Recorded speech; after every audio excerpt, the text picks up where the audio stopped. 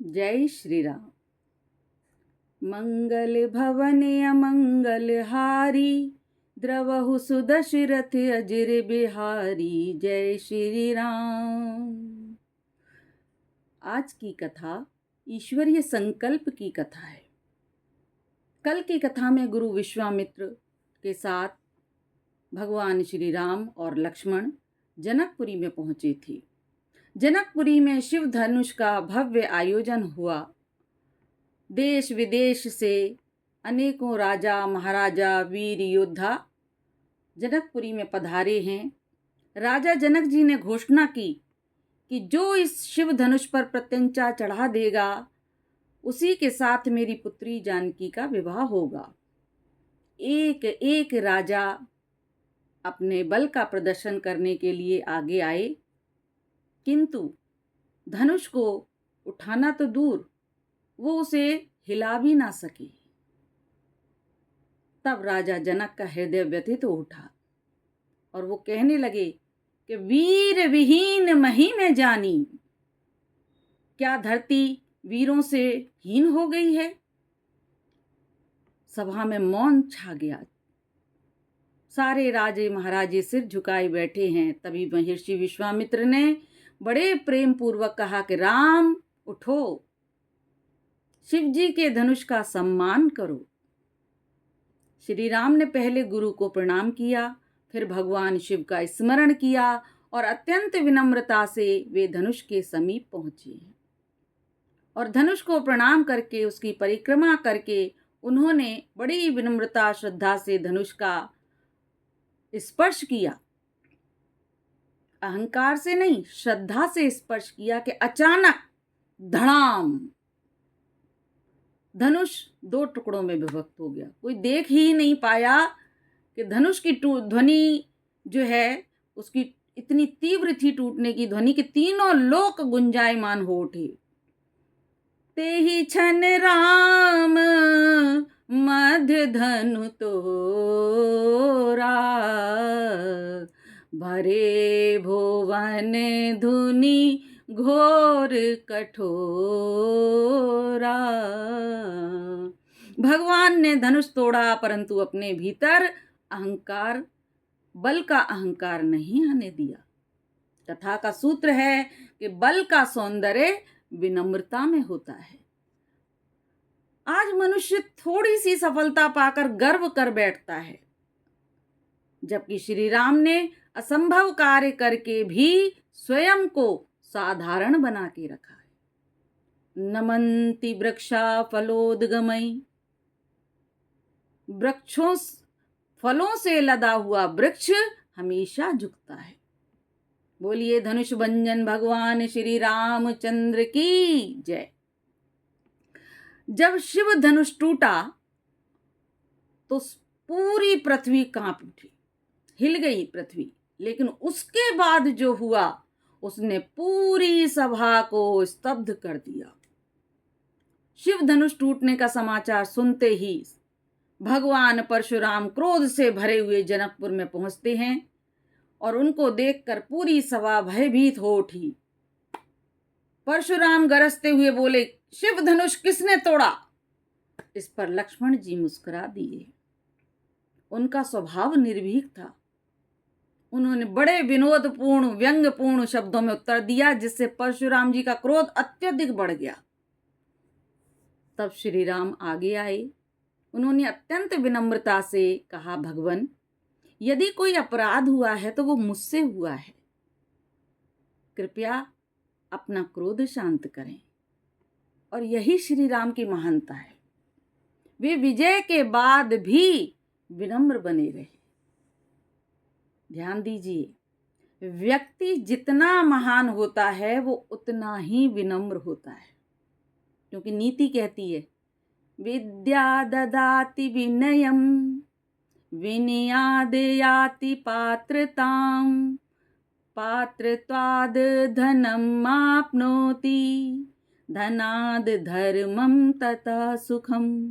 विद्या विनम्रता देती है, विनम्रता से योग्यता आती है, योग्यता से धन प्राप्त होता है, धन से धर्म और धर्म से सुख प्राप्त होता है। परंतु जब परशुराम ने श्री राम के दिव्य स्वरूप का अनुभव किया, तब उन्हें ज्ञात हुआ कि ये कोई साधारण राजकुमार नहीं है, ये तो स्वयं भगवान विष्णु के अवतार हैं। तब उन्होंने अपना क्रोध त्याग दिया और श्री राम की स्तुति की। श्री रामचंद्र कृपालु भज मन, हरण भव भय दारुणम, नव कंज लोचन कंज मुख पद, कंज पद कंजारुणम, कंदर्प अगणित अमित छवि नव, नील नीरद सुंदरम, पटपीत मानहु तड़ित रुचि सुचि, नौमि जनक सुतावरम। बोलिए राजा रामचंद्र भगवान की जय, भक्त वत्सल भगवान की जय। भगवान परशुराम ने विष्णु अवतार श्री राम जी की स्तुति की और उन्हें आशीर्वाद देकर महेंद्र पर्वत की ओर प्रस्थान किया। अब आया शुभ मुहूर्त। कौन सा मुहूर्त? भगवान श्री राम और माता सीता की वरमाला का समय, शुभ समय आया। आइए मेरे साथ एक बार अपने संकल्प को पूर्ण करने हेतु गाइए। 3 बार गाएंगे। श्री राम जय जय राम, श्री राम जय जय राम, श्री राम जय जय राम, श्री राम जय जय राम, श्री राम जय जय राम, श्री राम जय जय राम। शुभ मंगल बेला आई। सखियों के साथ माता जानकी हाथों में वरमाला लेकर पधारी हैं राजसभा में और राजकुमार राम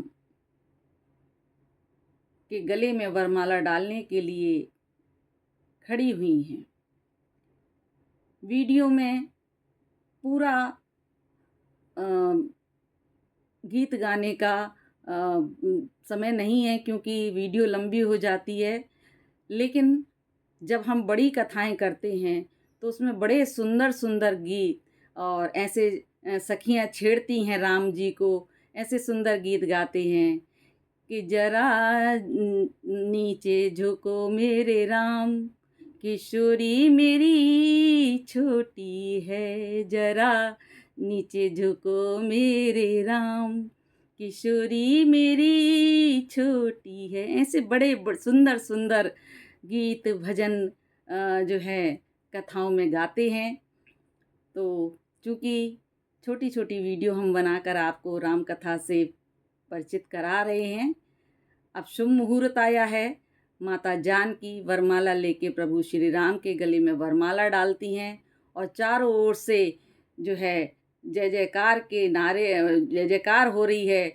देवता आकाश से पुष्प वर्षा कर रहे हैं और जो सभी देवी देवता भिन्न भिन्न रूप बनाकर सभा में पधारे हुए हैं, वे सभी जो है श्री भगवान राम और माता जानकी की जय जयकार कर रहे हैं। हम लोग भी प्रेम से एक बार जोर से बोलेंगे, बोलिए भगवान श्री सीताराम जी महाराज की जय। और माता जानकी ने भगवान श्री राम के गले में वरमाला डाली है। आज मिथिला की राजकुमारी और अयोध्या के राजकुमार का दिव्य मिलन हुआ है। ये मिलन बहुत ही अनुपम मिलन है। ये संसार का ऐसा पहला मिलन हुआ है जो इससे पहले कभी ऐसा मिलन नहीं हुआ था। तो भगवान राम और भगवान जानकी का ये दिव्य मिलन हम और आप जो है सुने हुए हैं। माता सीता जयमाला लेकर भगवान राम के पास पहुंची। सारा जनकपुर जय श्री राम के नारे लगा रहा है और जयमाला पहनाई है। देवताओं ने पुष्प वर्षा की है, गंधर्वों ने गीत गाए, ऋषियों ने आशीर्वाद दिया है। और श्रद्धालु भक्तों, ये केवल विवाह का आरंभ नहीं था, बल्कि धर्म और मर्यादा का दिव्य मिलन का उत्सव था। देखिए, विवाह केवल दो व्यक्तियों का नहीं होता, दो संस्कारों और दो परिवारों का पवित्र मिलन होता है। आज समाज में इस पवित्र मिलन की कैसी धज्जियां उड़ रही हैं, इससे आप बेखबर नहीं हैं, आप सब भली भांति परिचित हैं। तो आज की कथा का सूत्र ये है कि जिस तरह से एक दीपक स्वयं जलकर दूसरों को प्रकाश देता है, वैसे ही दाम्पत्य जीवन त्याग, सेवा और विश्वास से प्रकाशित होता है।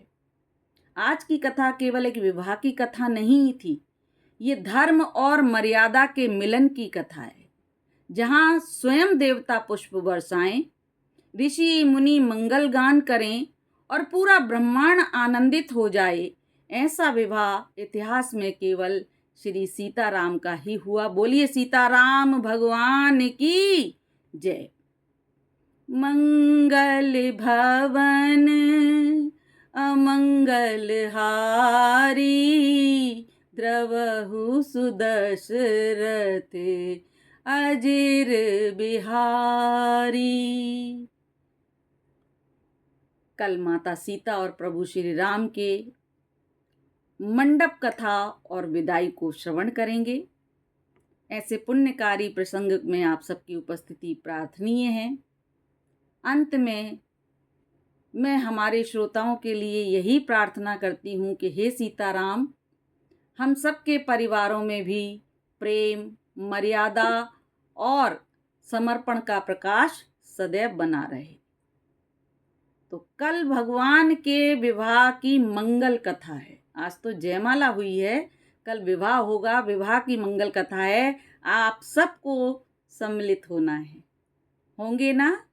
चलिए, जय श्री सीताराम।